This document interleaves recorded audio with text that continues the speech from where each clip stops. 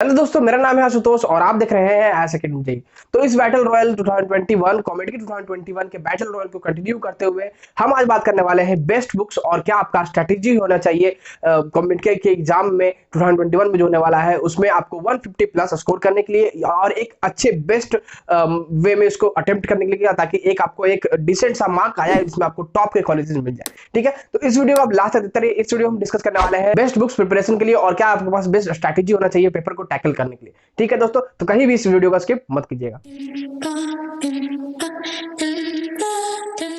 कर देंगे कम बोला ज्यादा जो भी पहले बोले फेक फिर करे गाना कॉपी। मेरा लेवल तेरे लेवल से बहुत ज्यादा दूर, बेटे हाथ तो लगा जो तेरी माना।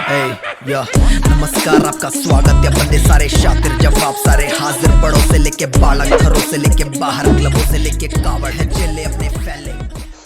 जैसा कि मैंने बताया, यहाँ पे हम डिस्कस कर रहे हैं दो चीज के बारे में। पहला तो बेस्ट बुक्स के बारे में कि कौन कौन से बेस्ट बुक्स हैं जिससे आपको प्रिपेयर करना चाहिए, और दूसरा हम लोग डिस्कस करेंगे कि आपका स्ट्रैटेजी होना चाहिए पेपर को टैकल करने के लिए, ताकि आपको 150 प्लस और एक अच्छा सा मार्क्स आए जिससे आप टॉप के कॉलेजेस में चले जाए। ठीक है, देखिए मैं यहाँ पे डिस्कस करने वाला हूँ बेस्ट बुक्स के बारे में पहले, उसके बाद आपको स्ट्रैटेजी के बारे में बताऊंगा, पेपर के बारे में सब कुछ बताऊंगा। ठीक है, देखिए जब मैं बुक के बारे में डिस्कस करूंगा, अभी मैं बुक के बारे में डिस्कस करूंगा, तो उसमें मैं ये चीज ध्यान में लेकर चल रहा हूँ कि आप जो है जेई के लिए भी प्रिपेयर कर ही रहे हैं। ठीक है, मतलब जो बच्चे इंजीनियरिंग के लिए इंजीनियरिंग एंट्रेंस एग्जाम के लिए प्रिपेयर करते हैं तो उनका प्राइमरी गोल तो पहले जेई होता ही है। ठीक है, तो उसी बात को हम ध्यान में लेके चल रहे हैं कि आपका जेई भी है एक अटेम्प्ट। ठीक है, एक अटेम्प्ट आप वहां भी लेना चाहेंगे, तो हम लोग अपने जेई एग्जाम को भी फोकस करते हुए चलेंगे, जेई वाले एग्जाम को भी ध्यान में रखते हुए चलेंगे, आगे बढ़ेंगे उसके, ताकि उसी के बेसिस में बताऊंगा आपको कि बुक्स कौन कौन से फॉलो करने। ठीक है, देखिए कॉम्पिटिटिव एक ऐसा एग्जाम है जहां पे आपको ना ही कुछ मतलब कोई एडवांस बुक फॉलो करना पड़ता है, ना ही कुछ ऐसा एडवांस क्वेश्चन वगैरह की प्रैक्टिस करनी पड़ती है। ठीक है,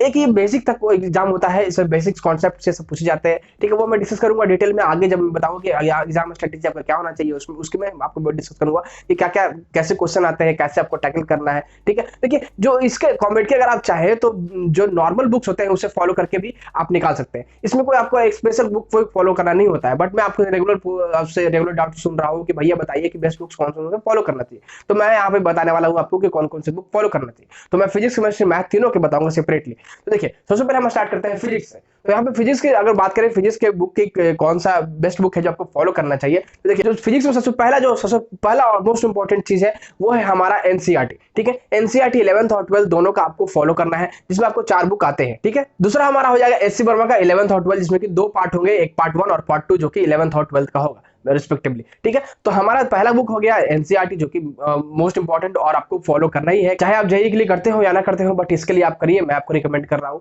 ठीक है, देखिए अब क्यों क्यों करिएगा मैं आगे रीजन बताता हूँ आपको। ठीक है, अब देखिए दूसरा बुक जो हुआ वो एससी वर्मा। एससी वर्मा भी मोस्ट इंपॉर्टेंट है, ये आपको जेईई के लिए तो आप कर ही रहे होंगे और इसके लिए भी आप कर लीजिएगा। और थर्ड, जो आप जेईई के लिए प्रिपेयर कर रहे हैं तो आपके पास कोई ना कोई मॉड्यूल होगा, किसी चीज से प्रिपेयर कर रहे होंगे, किसी बुक से प्रिपेयर कर रहे होंगे, तो वो हो गया आपका। तो बेसिकली जो फिजिक्स के लिए है मैं आपको रिकमेंड करूंगा दो इंपॉर्टेंट बुक, एनसीईआरटी और एससी वर्मा। ठीक है, उसके बाद आपका जो भी मॉड्यूल और जो भी कुछ आप पढ़ रहे हैं अपना वो पढ़ते रहिए।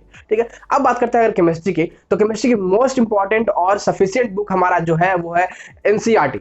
एनसीईआरटी इनफ है और बहुत बहुत इंपॉर्टेंट बुक है। ठीक है, अगर आप वो भी कर लेते हैं अच्छे से, 2-3 बार कल पढ़ लेते हैं उसे रेगुलर, और उसका कॉन्सेप्ट क्लियर हो जाता है, आपको दिमाग में उसका कॉन्सेप्ट आ जाता है जो भी एनसीईआरटी में है वो। ठीक है, लाइन बाय लाइन जो भी हमारा होता है, जितना ज्यादा हो सकता है उतना बार आप उसको पढ़िए और उतना बार उसका जो उसमें जो लिखे हुए है उसको आप अपने दिमाग में लाइए। ठीक है, जो वो आपको बहुत अच्छा हेल्प करने वाला है एग्जाम में। ठीक है, क्योंकि जो क्वेश्चन आते हैं वो आपके एनसीईआरटी से ही उठे होते हैं, एक एक लाइन से उठे होते हैं। ठीक है, तो देखिए एनसीईआरटी मोस्ट इंपॉर्टेंट और ये इनफ भी हो सकता है, बट देखिए और एनसीईआरटी में जो है 11-12 आप जब लीजिएगा तो उसमें आपको 4 पार्ट बुक मिलेगा आपको। ठीक है, तो इसमें भी आपको 4 पार्ट बुक मिलेगा, 4 पार्ट मिलेगा, 11th का 11th का 2 पार्ट और 12th का 2 पार्ट। ठीक है, तो 4 बुक हमारा हो गया, तो 4 बुक केमिस्ट्री का भी एनसीईआरटी का हो गया।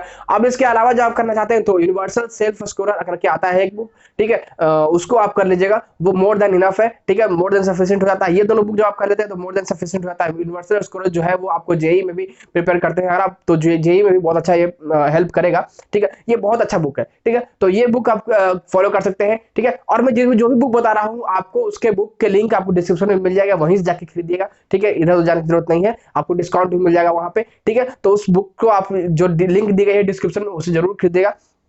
ठीक है। अब हम जैसे तीसरी बात करें तो तीसरा आप जो मॉड्यूल आपका जो चल रहा है जेई के प्रिपरेशन के, जो भी आप फॉलो करते हैं वो करते रहिएगा, वो कर ही रहे होंगे और वही आपको हेल्प कर देगा। ठीक है, बाकी जो स्पेशल हमारा हो गया एनसीईआरटी और यूनिवर्सल सेफ स्कोर। अब हम यहाँ पे बात करते हैं मैथ्स के बारे में। तो मैथ्स में सबसे पहले आपका एनसीईआरटी होना चाहिए, आपको एनसीईआरटी फॉलो करना है और एक एनसीईआरटी ऐसे फॉलो कीजिएगा 11th और 12th दोनों का, कि आपको जो ऐसे बनाइएगा उसको कि आपका सारा क्वेश्चन जो है उसका दिमाग में आ जाए, क्वेश्चन या फिर उसका जो क्वेश्चन का व्यू, मतलब क्वेश्चन का इमेज। ठीक है, कि ये क्वेश्चन था तो ऐसे बना था, ऐसे ये कॉन्सेप्ट हमने यूज किया था, उसमें ये फॉर्मूले यूज किए थे, और बेसिकली उसका इमेज आपके दिमाग में बन जाना चाहिए। ठीक है, तो इस तरह से आप सॉल्व कीजिए एनसीईआरटी, क्योंकि जो बहुत सारे क्वेश्चन ऐसे आते हैं आपको पेपर में जो कि एनसीईआरटी से डायरेक्ट आते हैं। ठीक है, और बहुत सारे तो फॉर्मूला डायरेक्ट आपको पूछ दिया जाता है कि फॉर्मूला का आपको बता दिया जाएगा और उसी को आप बताइए किसी अलग वे में। ठीक है, तो आपको फॉर्मूला आप क्लियर रखिएगा, एनसीईआरटी क्लियर रखिएगा तो इनफ हो जाता है, उतना इनफ है।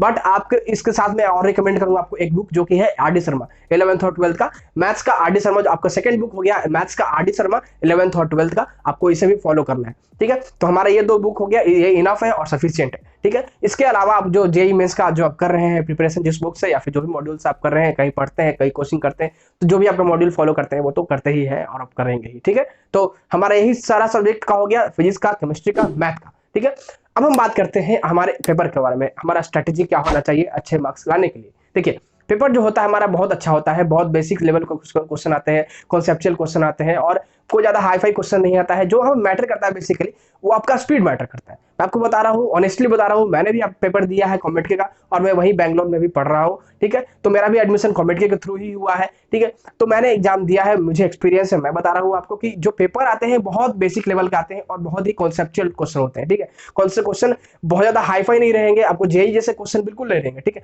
जेईई आप जो क्वेश्चन देखिएगा उसमें ऐसा होता है कि टाइम टेकिंग क्वेश्चन होता है और उसमें क्या होता है कि हम जो है ज्यादा टाइम लेते हैं और कम क्वेश्चन बनाते हैं बट सही बनाते हैं। यहाँ पे क्या होता है, देखिए 180 क्वेश्चन आपके पास रहेगा।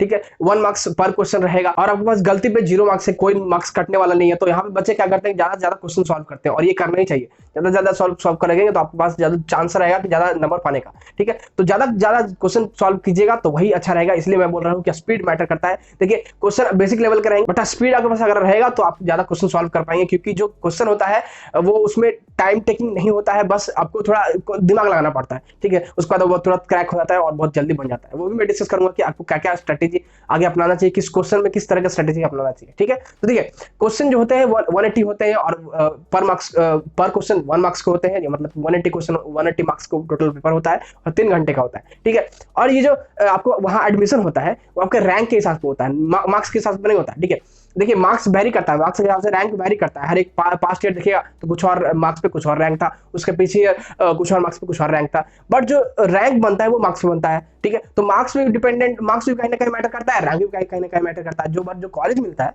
वो रैंक से मिलता है, तो रैंक बहुत ज्यादा मैटर करता है और जो रैंक बनता है वो मार्क्स से बनता है, तो मार्क्स भी कहीं ना कहीं मैटर करता है। ठीक है, तो आपको बेसिकली सब पे ध्यान देना। तो बेसिकली जो आपको सबसे मेन इंटेंशन होना चाहिए अभी वो मार्क्स पे होना चाहिए, क्योंकि मार्क्स आपको 150 प्लस टारगेट लेके चलना ही चाहिए अगर आप टॉप 10 टॉप 5 कॉलेज में अच्छे ब्रांचेस टेक ब्रांचेस चाहते हैं तो। ठीक है, तो देखिए मैं आपको बता रहा हूं कि आपको बेसिक्स स्ट्रांग रखना है। अब एनसीईआरटी मैंने बोला, क्यों बोला, क्योंकि देखिए अगर आप एनसीईआरटी कर लेते हैं तो आपको बेसिक स्ट्रांग हो जाता है, कॉन्सेप्ट आपको क्लियर हो जाता है। ठीक है, आप बहुत हाई फाई बुक कर लेंगे, रिहंत कर लेंगे, डीसी पांडे कर लेंगे और भी बहुत सारे बुक्स कर लेंगे आप केमिस्ट्री के, फिजिक्स के, मैथ्स के, बट वो क्वेश्चन आएगा ही नहीं, तो फायदा क्या हुआ। अब वो क्वेश्चन आ जाएगा एनसीईआरटी से, एनसीईआरटी केमिस्ट्री से जो है लाइन से उठा हुआ क्वेश्चन आता है। ठीक है, सेम लाइन से आपको क्वेश्चन आ जाएगा। ठीक है, तो इसलिए मैं बोल रहा हूँ एनसीईआरटी केमिस्ट्री का जितना ज्यादा मल्टीपल टाइम हो सकता है वो आप पढ़िए, वो मोर देन सफिशिएंट है। ठीक है, उससे आपको क्वेश्चन डायरेक्ट आ जाएगा। तो आपको इसी पे ध्यान देना है कि आपको बेसिक्स क्लियर होना चाहिए और कॉन्सेप्ट क्लियर होना चाहिए, आपका फाउंडेशन स्ट्रांग रहना चाहिए। ठीक है, और एक और चीज जो कि बहुत इंपॉर्टेंट है, स्पीड। ठीक है, तो अभी से लेकर एग्जाम तक आपके पास बहुत ज्यादा टाइम है, अभी तो डेट भी नहीं आया है फॉर्म का। ठीक है, तो आप अपना स्पीड पे काम करना चालू कीजिए, आप पेपर सॉल्व करना चालू कीजिए, 3 घंटे लेके बैठिए पेपर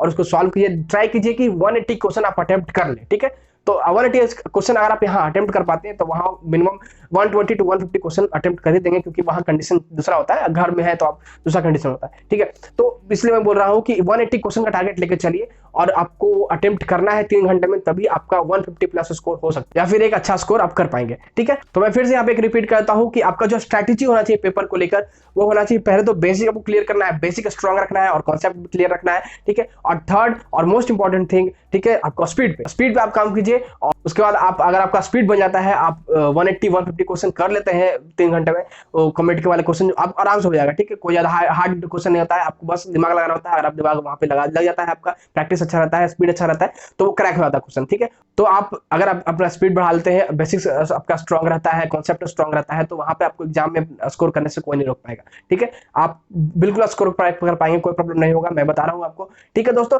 तो बस आई होप आपका सारा डाउट क्लियर हो गया होगा पेपर को लेकर। मैं आगे भी अभी कंटिन्यू रखूंगा इस सीरीज को, आपके काउंसलिंग खत्म होने तक, आपको कॉलेज मिलने तक मैं इस सीरीज को कंटिन्यू रखूंगा। ठीक है, तो आप हमसे जुड़िए, अगर आप हमारे चैनल पर नए हैं तो हमसे जुड़िए और आप हमारे सीरीज को फॉलो कीजिए। ठीक है, हम लोग आपको बेस्ट वे में आपको प्रिपरेशन करवाएंगे और मैं आपको एश्योर करता हूं कि आपको बहुत अच्छा लगेगा और आपको एग्जाम देने के बाद आपको जरूर भरोसा होगा हम पे कि हमने आपको अच्छे से गाइड किया। ठीक है, तो चलिए इस वीडियो में इतना ही। अगर आपको इसके अलावा कोई डाउट है, आप कोई सजेशन देना चाहते हैं तो कमेंट्स में बताइएगा या फिर मुझे आप इंस्टा पे डीएम कर सकते हैं। ठीक है दोस्तों, तो बस इस वीडियो में इतना ही। अगर आपको वीडियो से को लाइक कीजिएगा, अपने दोस्तों जरूर शेयर कीजिएगा। अगर आप हमारे चैनल पे हैं तो हमारे चैनल को सब्सक्राइब कीजिएगा। मिलते हैं इस वीडियो में, थैंक्स फॉर वॉचिंग।